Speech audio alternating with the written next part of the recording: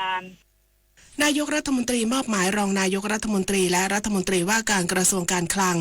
นำเสนอร่างพระราชบัญญัติงบประมาณรายจ่ายประจำปีงบประมาณ 2570 กำชับคณะรัฐมนตรีชี้แจงให้ครบถ้วนทุกประเด็นนางสาวรัชดาธนาดิเรกโฆษกประจำสำนักนายกรัฐมนตรีเปิดเผยว่านายอนุทินชาญวรกูลนายกรัฐมนตรีได้รับพระราชทานพระบรมราชานุญาตตามเสด็จในฐานะรัฐมนตรีเกียรติยศเพื่อถวายงานและรับพระบรมราโชบายพระบาทสมเด็จพระเจ้าอยู่หัวและสมเด็จพระนางเจ้าพระบรมราชินีในโอกาสเสด็จพระราชดำเนินเยือนสาธารณรัฐฝรั่งเศสอย่างเป็นทางการจนถึงวันที่2กรกฎาคมนี้ตามคำทูลเชิญของประธานาธิบดีเอมานูเอลมาครงจึงมอบหมายให้นายเอกนิติธันประภาสรองนายกรัฐมนตรีและรัฐมนตรีว่าการกระทรวงการคลังเป็นผู้นำเสนอร่างพระราชบัญญัติงบประมาณรายจ่ายประจำปีงบประมาณพศ 2570 ในวาระที่1และขอให้คณะรัฐมนตรีใช้โอกาสนี้ตอบข้อซักถามของสมาชิกสภาผู้แทนราษฎรให้กระจ่างและชี้แจงให้ประชาชนได้ทราบถึงความจำเป็นความเร่งด่วนและเป้าหมายสำคัญในการจัดสรรงบประมาณตามภารกิจของแต่ละหน่วยงานอย่างชัดเจนผลิตนาถขวัญแสนสุขรายงานจังหวัดอำนาจเจริญสั่งการทุกอำเภอเตรียมพร้อมรับมือสถานการณ์ฝนตกหนักถึงหนักมากตั้งแต่วันนี้ถึง3 กรกฎาคมนี้นายเสนีส้มเขียวหวานผู้ว่าราชการจังหวัดอำนาจเจริญเปิดเผยว่าตามประกาศกรมอุตุนิยมวิทยาแจ้งว่าตั้งแต่วันนี้จนถึงวันที่3 กรกฎาคม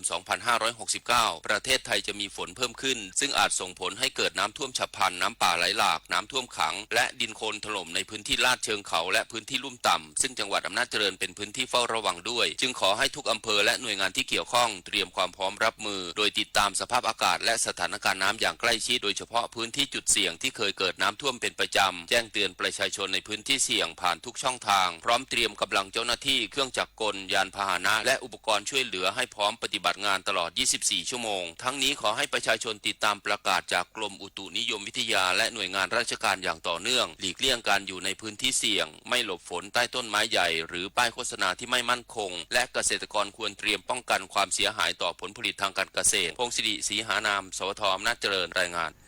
คิดจะใช้คิดถึงอนาคตช่วยกันลดช่วยกันประหยัดพลังงานจบข่าวอรัญญาชมชื่นอ่าน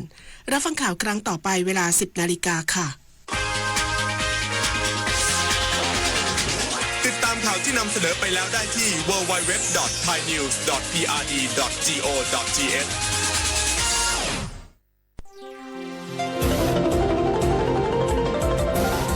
วิทยุแห่งประเทศไทยให้ความรู้คู่ความสุข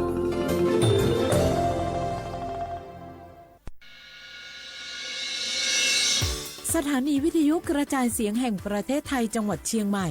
AM 1476 กิโลเฮิรตซ์สถานีวิทยุภาคภาษาชาติพันธุ์แห่งเดียวในประเทศไทยที่มีความทันสมัยเชื่อถือได้สร้างอัตลักษณ์กลุ่มชาติพันธุ์สู่สากล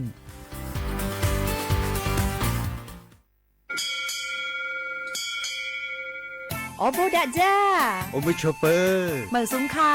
ปอกว่าเนาะจงโอดูทามา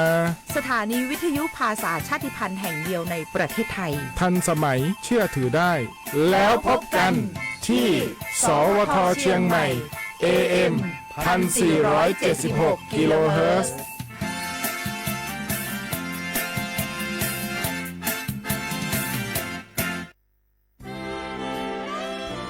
ตลอดประวัติศาสตร์ของชาติไทยพระมหากษัตริย์ไทยทรงเป็นพลังศรัทธาทรงทำนุบำรุงและอุปถัมภ์ศาสนาให้เป็นหลักยึดเหนี่ยวจิตใจของประชาชน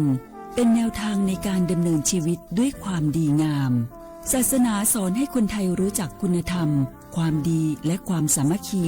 ช่วยประคองจิตใจในยามทุกข์เสริมพลังใจในยามเผชิญอุปสรรคเป็นรากฐานสำคัญของสังคมด้วยพระบารมีแห่งพระมหากษัตริย์และศาสนาอันเป็นที่พึ่งทางใจคือพลังศรัทธาที่ล้อมรวมคนไทยทั้งชาติสู่ความมั่นคงสงบสุขและยั่งยืนตลอดไปร่วมเสริมสร้างความรักในสถาบันหลักของชาติโดยสำนักงานประชาสัมพันธ์ที่ 3 กรมประชาสัมพันธ์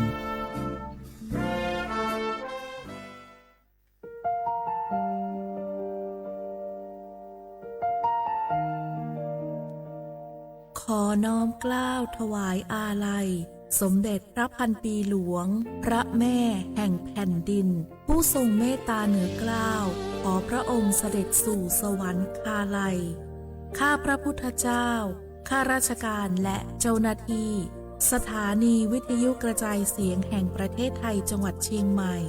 กรมประชาสัมพันธ์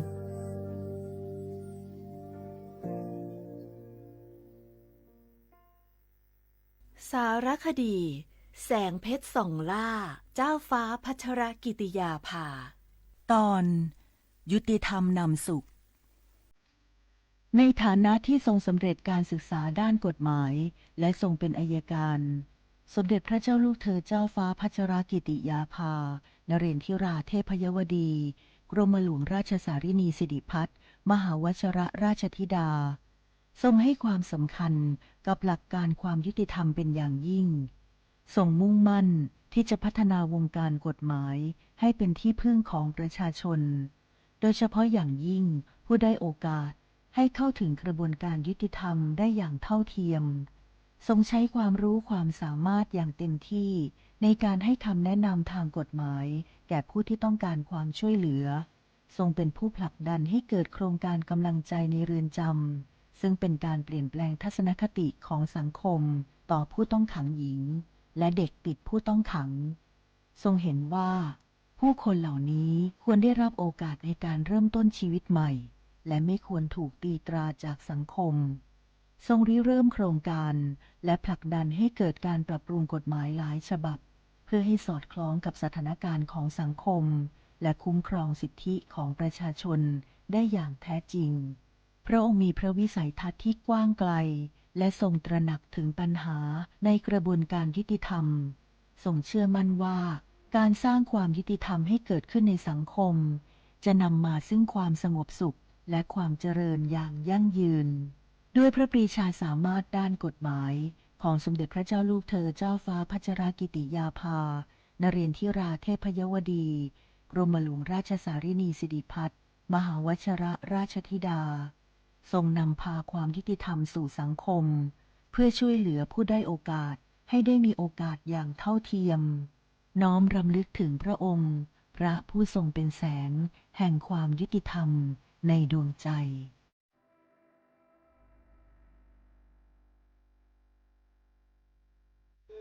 ท้องฟ้ามนสายฝนพรำดังน้ำเนตรทุกทเวทอาลัยหวนให้หาพระมิ่งขวัญดวงใจไทยประชาทะเสด็จสู่ฟ้า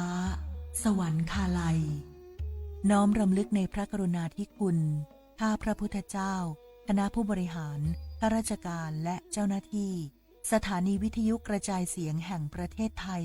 กรมประชาสัมพันธ์สารคดีแสงเพชรส่องล่าเจ้าฟ้าพัชรกิติยาภาตอนยุติธรรมนำสุขในฐานะที่ทรงสำเร็จการศึกษาด้านกฎหมายและทรงเป็นอัยการสมเด็จพระเจ้าลูกเธอเจ้าฟ้าพัชรกิติยาภานเรนทิราเทพยวดีกรมหลวงราชสารินีสิริพัฒน์มหาวชรราชธิดาทรงให้ความสำคัญกับหลักการความยุติธรรมเป็นอย่างยิ่งทรงมุ่งมั่นที่จะพัฒนาวงการกฎหมายให้เป็นที่พึ่งของประชาชนโดยเฉพาะอย่างยิ่งผู้ได้โอกาสให้เข้าถึงกระบวนการยุติธรรมได้อย่างเท่าเทียมทรงใช้ความรู้ความสามารถอย่างเต็มที่ในการให้คำแนะนำทางกฎหมายแก่ผู้ที่ต้องการความช่วยเหลือทรงเป็นผู้ผลักดันให้เกิดโครงการกำลังใจในเรือนจำซึ่งเป็นการเปลี่ยนแปลงทัศนคติของสังคมต่อผู้ต้องขังหญิงและเด็กติดผู้ต้องขังทรงเห็นว่าผู้คนเหล่านี้ควรได้รับโอกาสในการเริ่มต้นชีวิตใหม่และไม่ควรถูกตีตราจากสังคมทรงริเริ่มโครงการและผลักดันให้เกิดการปรับปรุงกฎหมายหลายฉบับเพื่อให้สอดคล้องกับสถานการณ์ของสังคมและคุ้มครองสิทธิของประชาชนได้อย่างแท้จริงพระองค์มีพระวิสัยทัศน์ที่กว้างไกลและทรงตระหนักถึงปัญหาในกระบวนการยุติธรรมทรงเชื่อมั่นว่าการสร้างความยุติธรรมให้เกิดขึ้นในสังคมจะนำมาซึ่งความสงบสุขและความเจริญอย่างยั่งยืน ด้วยพระปรีชาสามารถด้านกฎหมายของสมเด็จพระเจ้าลูกเธอเจ้าฟ้าพัชรกิติยาภานเรนทิราเทพยวดี กรมหลวงราชสารินีสิริพัฒน์มหาวชรราชธิดาทรงนำพาความยุติธรรมสู่สังคมเพื่อช่วยเหลือผู้ได้อยโอกาสให้ได้มีโอกาสอย่างเท่าเทียมน้อมรำลึกถึงพระองค์พระผู้ทรงเป็นแสงแห่งความยุติธรรมในดวงใจ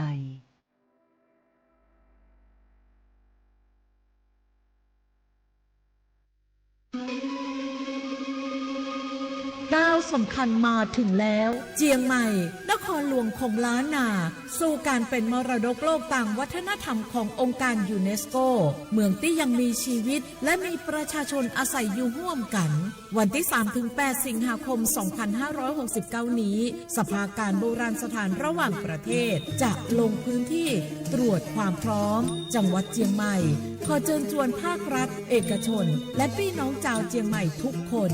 มาร่วมแรงร่วมใจพัฒนาปรับปรุงพื้นที่ทั้ง5ประตู4แจ่งตามแนวคูเมืองและ7วัดสำคัญวัดเจียงมั่นวัดพระสิงห์วัดเจดีย์หลวงวัดพระธาตุดอยสุเทพวัดสวนดอกวัด7ยอดและวัดอุโมงค์ช่วยกันดูแลให้สะอาดงดงามคงคุณค่าสถาปัตยกรรมดั้งเดิมเพื่อต้อนรับการตรวจครั้งสำคัญนี้ร่วมกันร่วมสนับสนุนเจียงใหม่สู่เมืองมรดกโลกต่างวัฒนธรรมโดยสวท.เจียงใหม่สำนักงานประชาสัมพันธ์ที่3กรมประชาสัมพันธ์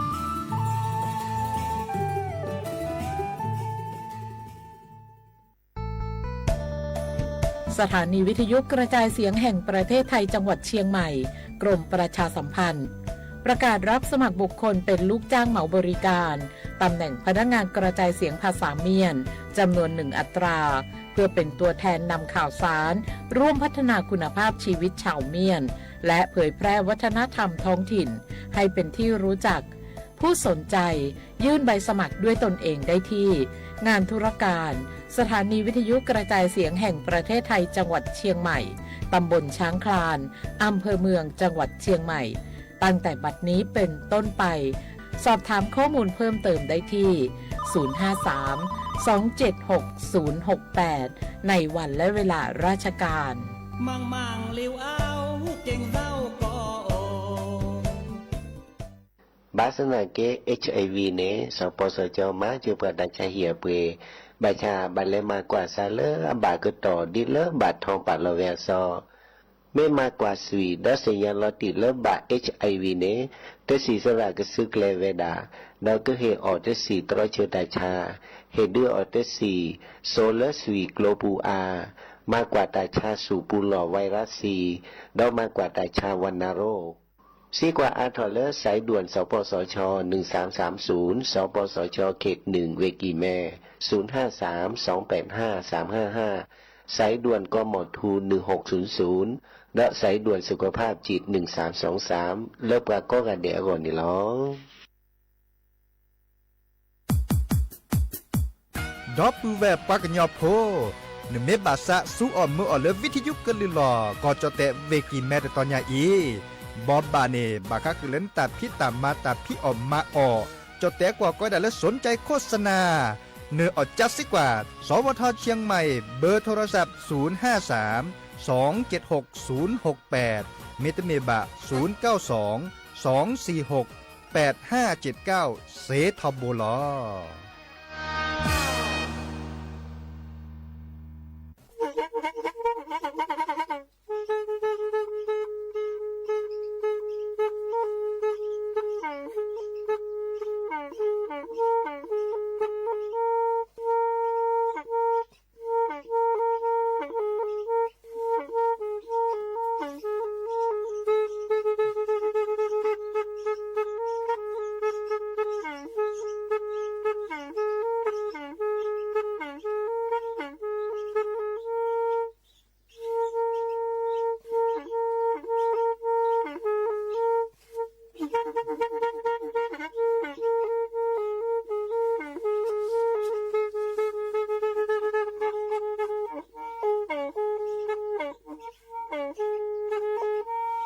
แพอี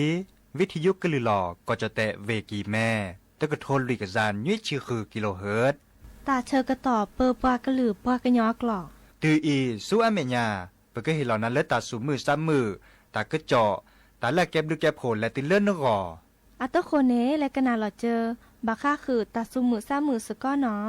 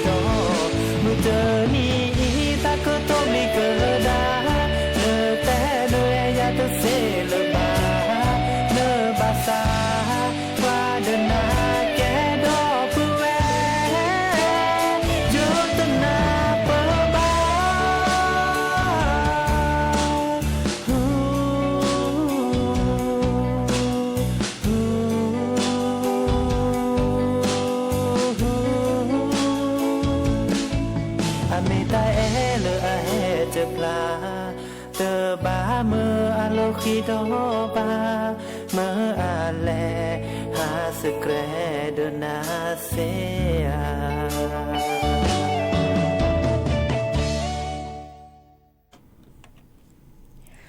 โอ้มือโชเปอร์ดาวปือแวมือกาพาติพือพีก็กะเนาะบาตุกอลอซาเดยาพอมลาวารัญญาไฟไพโรธแพเลอวิทยุคลื่นหลอก็จะแตะเวกิแม่สวทเชียงใหม่จะต่ออีโอแกสกอลอซาตาเชกต่อเลอรอคอมือทอชิแกควีนาริและตุเลออานาริติชีเกินนาดอปรากว่าดอปราเซแพเลอวิทยุคลื่น AM ตะกโทลิกยา1กิโลเฮิรตซ์วิทยุเลอพะบาโค FM 104.25 เมกะเฮิรตซ์เนาะออนไลน์แฟนเพจ Facebook สวทเชียงใหม่ AM 1476 KHZ โอแกสกอลอซาดีอีโทรศัพท์ตัวดตัวเจ้าเปอร์เซเบอร์โทรศัพท์ตัวเบอร์ละล้อ053-276-007วายาเซอร์ขีนุ้ยคือวาวานุ้ยตาเชกตอเตอนาเรตปูเนาะแต่นี่ยตากระเจาะตาบ่บ่าโอเนาะกว่าไงเธอก็คอลกาตากูลอเรื่อแหละเนาะมื้อจ่าลอกามาชะคอตนี้เนาะมือโอบริเนาะไงเธอก็คอตากูลอเรื่อแหละโอเตโจตาคีวิมุโคจูราบาตตอเนาะวิกระดอตโจตะกปอทัดลิวิตาคีกระดอเนาะอีคานี่อามาซาดิซอเริ่มกลิซอก็ชอตะแลซามื้อจ่าตะไคอีนี่ดิซออาแกตาเชกต่อเลอตาจุคาตาเชกต่อเนาะมุโคกจูดาบาตตอเนาะดิเนจานี่บาคากลิซอก็ปะแกเฮเตกนายก็เนาะมุโคกจูจิอาชิชกาและตุเลนี่เนาะแพลตตอเนาะให้ขอไปเฮเตกนามื้อจ่าแต่โชชิแกบาคาเดเลอบัตรสวัสดิการแห่งรัฐเนาะดิซอเลอปาดุปปะตัวเจอมาเจอเนาะอีคานี่แต่ละใหญ่ขึ้นนี้เวลาดีเนาะวิสาจูเลลากรกฎาคมเนี่ยกันนี้เวลาดิตเมอดิซอเลประกอบดาบาเลินนี่บัตรสวัสดิการเนาะแห่งรัฐรายเดิมเขาเป็นยอเลอเพียบผู้ขีนี่นี่เนาะนี่สวมหมอเด้อนี่นแควดีดิซอเลกันนี่สวมหมอเลอตเมอเนาะตเมอนี่จะทอเลมือนิมุสเตอร์ลากรกฎาคมเนาะดินี่จ้านี่เด้อเจเมนูตาเดินแลเปลือเอาตาเดียเลอเตมือนี้แม่ลอเลยเนี่ยตะพับโผเกนาบาวีเปียปุขุยมือปาชุลมีชุลสาเนาะชุลมีชุลสาไคเดออาเกิดแต่ปรับพลาลาวดาเลอมือนี้มือซอติชินนุยลากรกฎาคมอีเลอเลกากระเลกันนี่เลกาเลอตึกระเลินนี่เนาะอีคันนี้ก็ปรับพลาลาวดาเนาะเริ่มนี้มือซอติชินนุยลากรกฎาคมเนาะวีเลกาเมนนี่และสุญญาปาดอกคีลาเนาะลากรกฎาคมเนาะ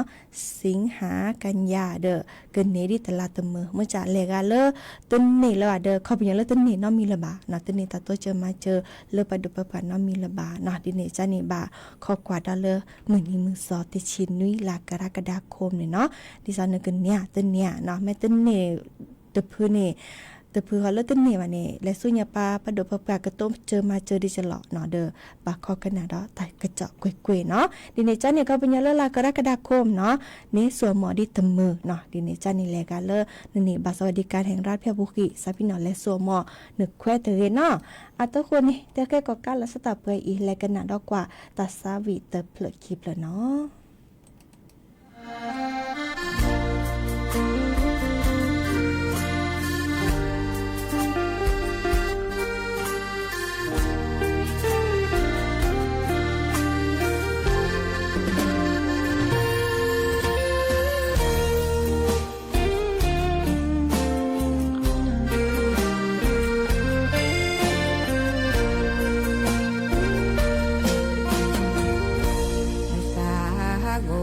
บาเล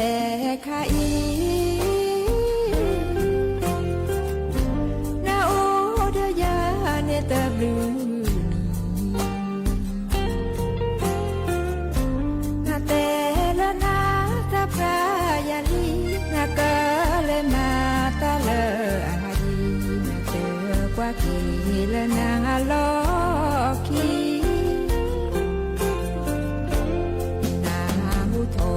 ตาชาโดมานาเตละนาเตเอเลยยันนาหูทอยาเมพิยาจอ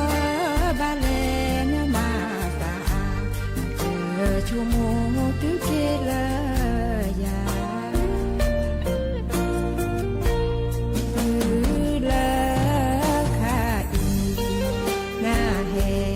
นาโลกีนาเตนาดอกาเนอาตะกวีนาลีนากะฮะกีเอกีดายาจอยาเตเอนาเลรามาเฮยาตาชาโดมานาตา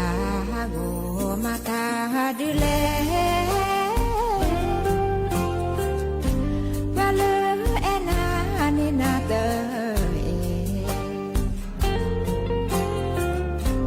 นาเลเอลาปะเกปะวะนาตา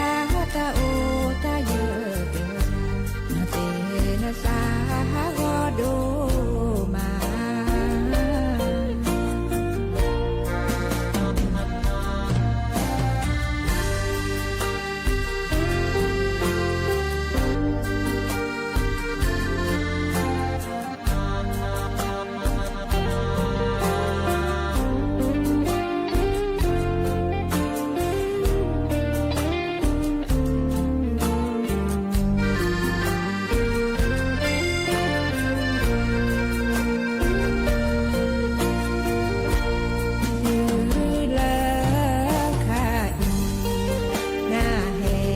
นาโลกีนาเตนาดอกาเนอาตะกวีนาลีนากะฮะกีเอกีดายาจอยาเตเอนาเลรามาเฮยาตาชาโดมานาตาโกมาตาดูแลบาเลเอนานินาเต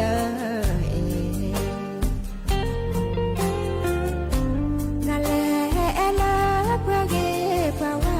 นาตาตาโอตาเยเตนาเตนาสาโกโดมา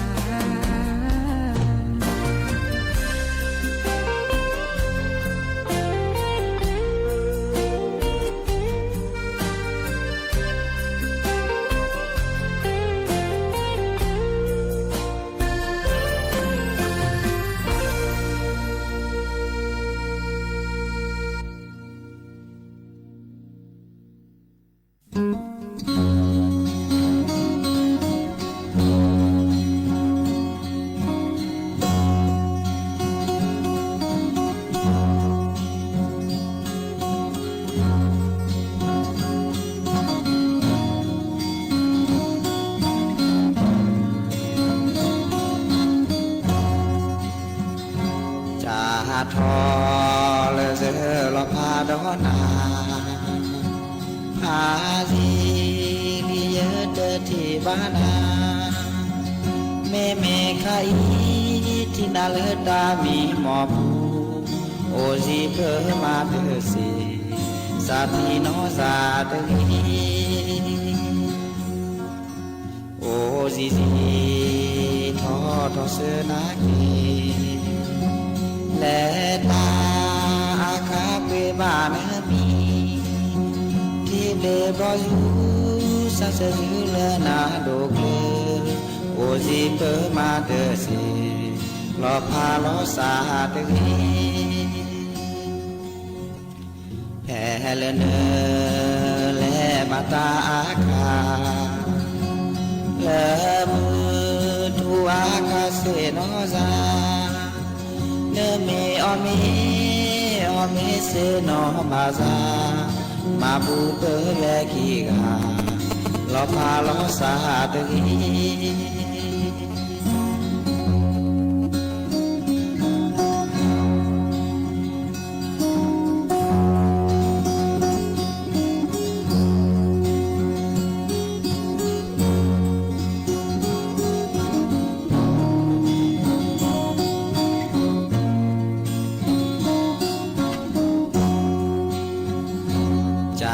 ทอเลยเยอะลอพาดอนาพาดีลีเยอะเดอที่บ้านาเมเมไขที่นาเลตามีหมอปูโอซีเปอมาเตเสสาธีน้องสาเตกีโอซีซีทอทอเสนาเกและตาอาคาเปบานมีที่เบลบลอจูซาเสดือเลนาดกเลโอซีเปอมาเตสีลอพาลอสาตกีแผ่เลเนและมาตาอาคาเลิมทุอาคาเสนอจาเนเมอเมเสนอบาซามาบูเปแวคีกาลอพาลอสาตกี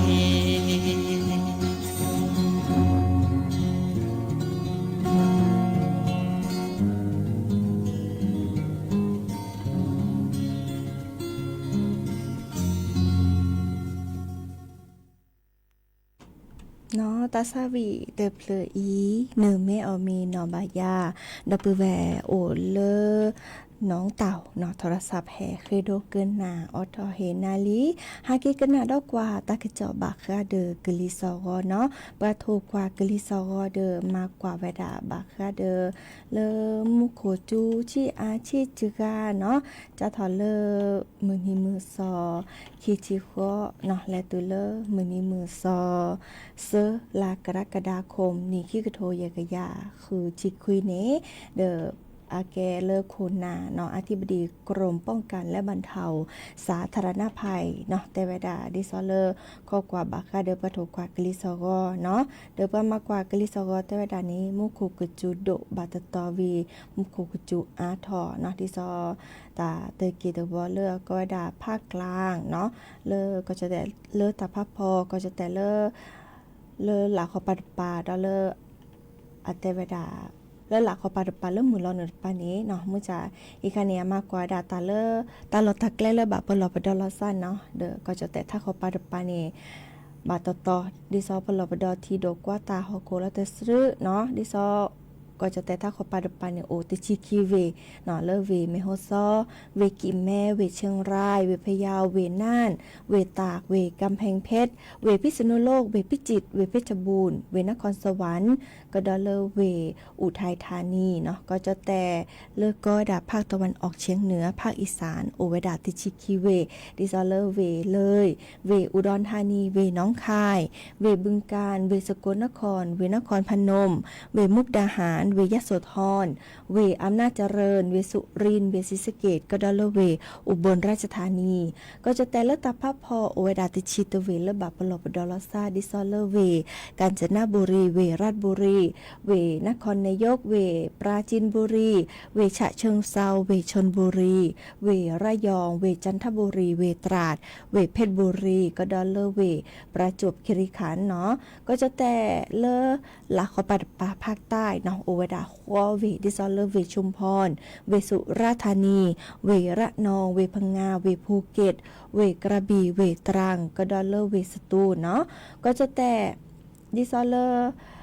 ก็ดาตลอดตะแกล้เนาะเลอก็จะแต่ละหลักของปัตตาลุยเวเนาะดิซอเลอบาปลอบดอเลก็ดาคลื่นลมแรงเนาะตะคันนี่บาคาเดอเลทีโนเลปอแลมตานี่เนาะอีกคันนี่กลีให้ชุมตาเนาะเดอโอเวดาดิซอเลเวระนองเวพังงาเนาะเวภูเก็ตก็ดอเลเวกระบี่เนาะดิเดจ้านี่จะถอเลตินิยาอีและตุเลมือนีมือซอเซหลักกรกฎาคมนี่ขี้กระโทยกะยาคือชิคุยอีบ่าข้อกันนะตะกะเจาะบาคาเดอร์กลีซอกอเนาะมุโคจูชีอาชิจกาเนาะมาซาดิจลอเดอบากก็ข้อกันนะปลอบดอลสะเนาะโอเวดาเปรอีและกันนะดอกว่าตัสซาวิดอเตอร์เพลเนาะ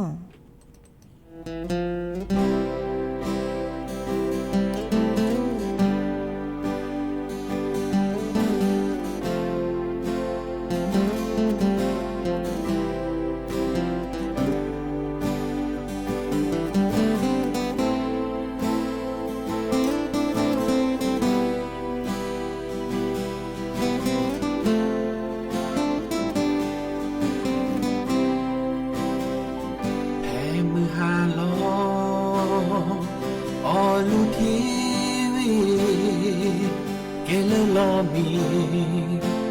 ti to ba ne mo le ne he lo ya o to ne wo do si na ma ye te se ke in le o ne de o do mi lo ye i to ju chwe alo ye le ye me tu ko do ti ba na ne o ya ne te la na si ba ya ne chi lo kwe se ko da ya o ye chu la pwe ye ta sa me hello ye pu se no to o ye ta se de ke lo la ya ke pa de no ye mi ta ne ami mo la de blogi ye ke pa la ya sa de le ne ka ke o di ye la ta blo ina ke amala ye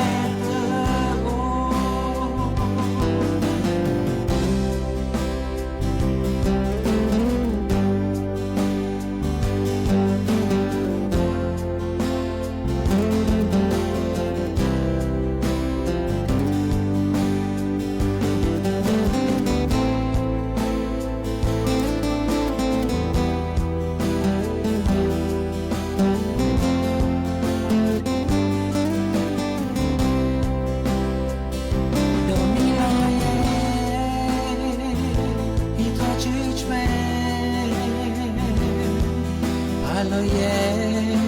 la ye me tu ko do ti ba na ne ho ya ne te la na si ba ya ne chi lo kwe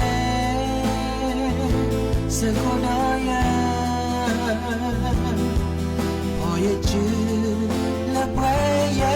ta sa me hello ye pu se no to o ye ta se de ke la go la ye ke pa de la ye mi ta ne ami mo la de glory ye ke pa o la ye sa de le ne ka ke o di ke ya ta lo ke amala ye ke o hello ye pu se no to o ye ta se de ke lo la ye ke pa de no ye mi ta ne ami mo la ke blogi ye ke pa la ye sa de le ne ka ke o di lo ina ke amala ye ko